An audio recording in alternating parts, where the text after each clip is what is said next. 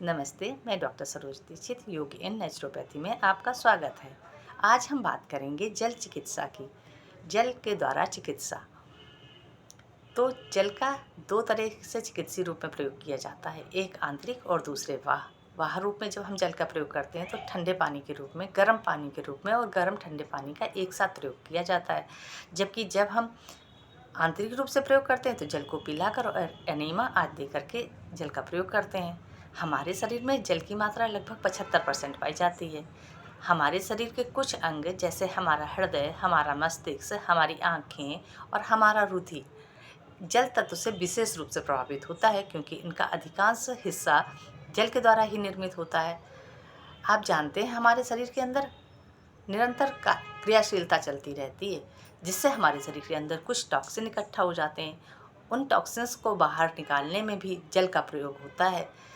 जल के द्वारा ही हम मल के रूप में, मूत्र के रूप में, पसीने के रूप में और थूक के रूप में टॉक्सिन को बाहर निकालते हैं। हमारे शरीर में जो पाचन क्रिया होती है ना, उस पर भी जल का विशेष योगदान होता है। पाचन क्रिया को संतुलित करने में जल अहम भूमिका निभाता है।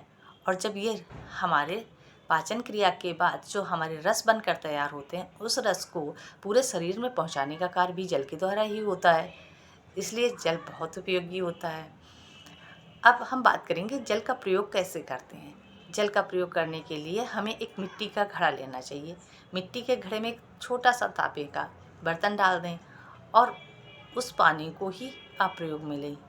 ये पानी एकदम शुद्ध हो जाता है, जिससे आरओ का पानी में तो हमारे कुछ पौष्टिक तत्व भी चले जाते हैं, जबकि इस पानी में सारे पौष्टिक तत्व बरकरार रहते हुए शुद्ध पानी पीने को मिलता है और हम जल के द्वारा होने वाली बीमारियों से बचे रहते हैं।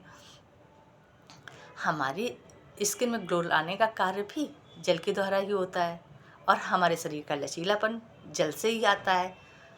हाँ, हमारा मन भी प्रसन्न रहता है जल से। अगर हम जल का संतुलित प्रयोग करते हैं तो हम निरोगी रह सकते हैं। आज का वीडियो देखने के लिए धन्यवाद।